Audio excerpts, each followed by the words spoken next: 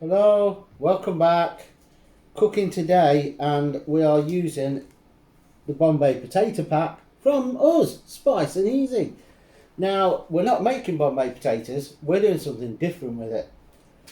You can use your own mix of spices and still do the same as what I'm doing, but it would be better if you use this because we make money. No, because our packs are the best. No, because it's aimed at these packs. Do you get the drift? Use this pack.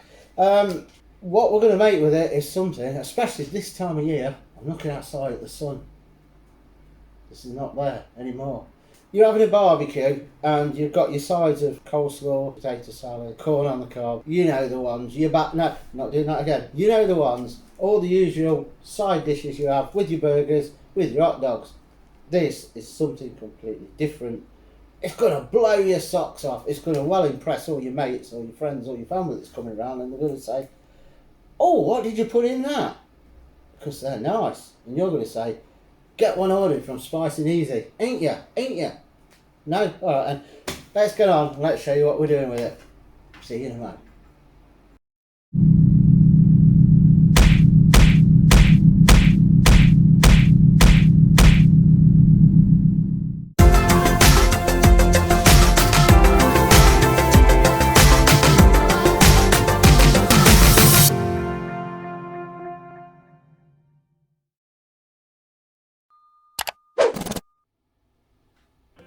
So, stage one, you've got your packs, your Bombay potato. I say packs as a plural because you do get two with this pack. I'm not going to do the instructions. Well, I am to a certain point, but the rest of it I'm not. So, I'm not going to show you the instructions. You can follow along with me once you've bought the pack and you'll know to where you follow your instructions. Get what I mean? Like, yeah. So, that's that. We're going to use that in a bit. Next, we have potatoes. Yes, 4 potatoes. These are small ones, obviously jacket spuds, that's what they call them anyway. Baking potatoes.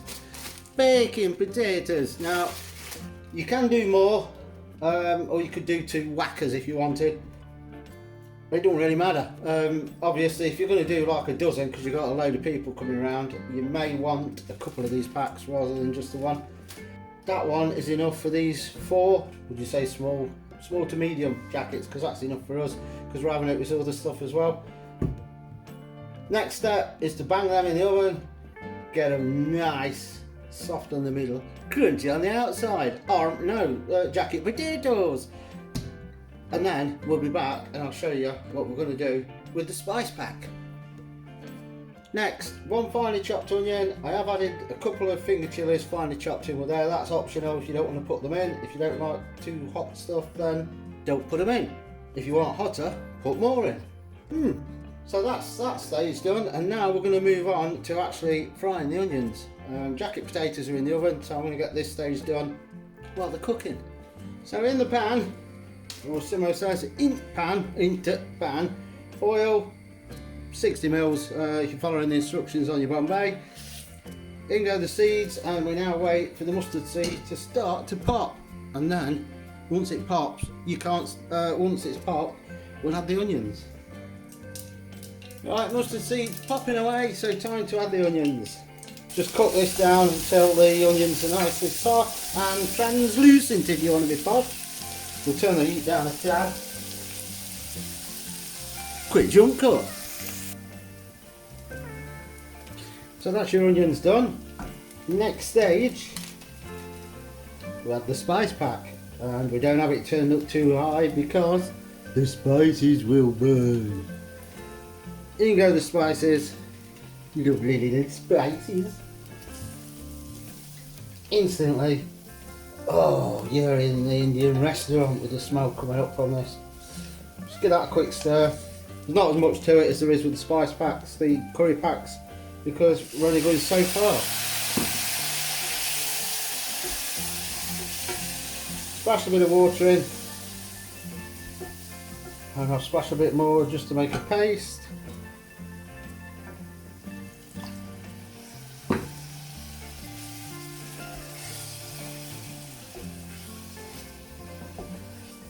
And that's that done, and that's now ready for when the potatoes come out of the oven. How easy is it up to now? We'll see you in a mo when the spuds are done.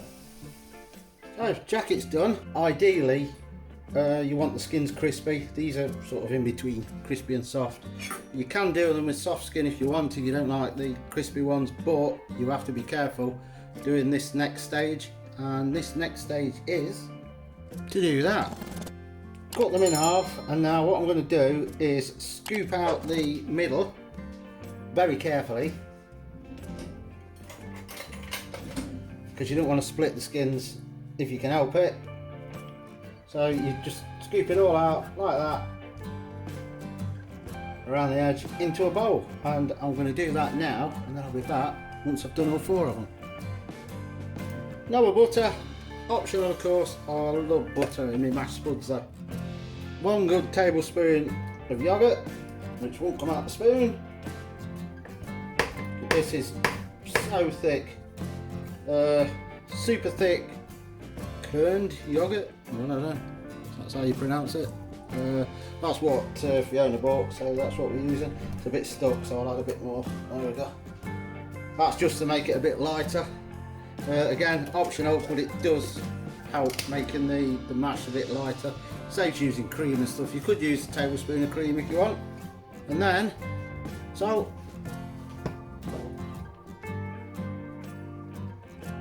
pepper, and yes, you know it, in goes the paste that you made out of the Bombay potato pat. Now you can use a potato masher, but I don't want it too creamy, so I'm going to use a fork so it's like a rougher texture, because I think that's better. It's Bombay potatoes, which you normally have pieces of potato, so it makes it a bit more chunky. So we're going to mix that in while we're mashing the potatoes and everything else together, just like that. As you see, it's better with the fork because it does add a more texture to it than just mashing it up to a creamy potato mash. You can do that if you want, but and you can substitute the yoghurt for mayo if you want to do it that way. It'll be like Coronation Bombay jackets. So that's all ready. Let's put back in the skins now. At this point, I am going to taste it to see if it needs any more salt or anything. So your next job, as you know, is now putting it back in to the skin. So a teaspoon's easiest, unless you're using the massive potatoes, then a dessert spoon. Just move that out of the way so you can see. And all you do, carefully without ripping the skins, just put that back in. Now if it was us, I would just leave it at that, but as we're doing it on a video, what I'm going to do is smooth that out. This would be better to do as well if you've got mates and family or people coming around for a barbecue. And as I say, it is so much better than just having salad, corn, whatever you normally have. So we're going to do that, and then like you do with shepherd's pie,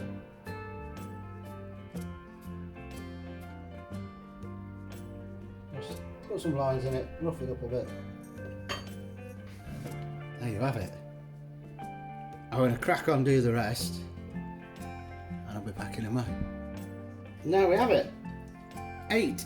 I mean, you're only going to want 1 or 2 each if you're having a barbecue and that, so just get, I don't know, half a dozen, depends how many people you've got coming round. Obviously if you're doing double this amount, you double up on the yoghurt and a bigger knob of butter and a bit more salt and a bit more pepper. Easy, innit? Easy.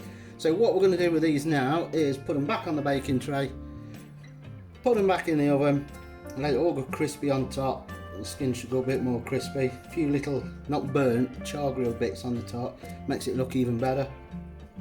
And then we'll be back when her indoors gets home and she can try one. I'm telling you, you'll love it. In the oven they go. Right, they're done. Been in the oven, they've not gone crispy, they're crisping up a bit now they're out. So if you leave them out for 10-15 minutes, the skins crisp up again. Does that look better than having corn on the cob on the side of the plate or coleslaw? Look at them. Now, Gannett's here to try them. You're going to burn me. Whoa, look at that steam. Yeah, yes. look at it.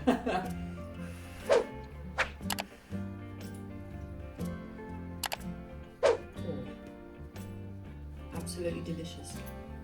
Bombay potato jackets, or And I don't like potatoes. jacket Bombay potatoes, or I don't know, whatever I put on the title. And I'm thinking of doing an offer on these, so keep an eye out, join our Facebook group or follow the Facebook page, because there's going to be an offer for a week on this Bombay potato pack, and it's going up after this video, so keep an eye on that. And look at them. Once they're cooled down, you just pick them up and mush them. It'll be better than the burger itself. They'd be great for barbecues. So that's what I've been telling them. Wow, I didn't know that. I just thought I'd had a crazy Hence, idea. I said, would that look better on the side of your plate than corn on the cob with your burger? You didn't, you said with coleslaw. Well, I know corn on the cob I said earlier. Yeah, they'll be well impressed with that as a side dish to your burgers and your hot dogs instead of coleslaw, potato salad. You can say, look what I've made. Yeah, fantastic. Thumbs up if you like it. If you don't, you can click the thumbs down if you don't like us.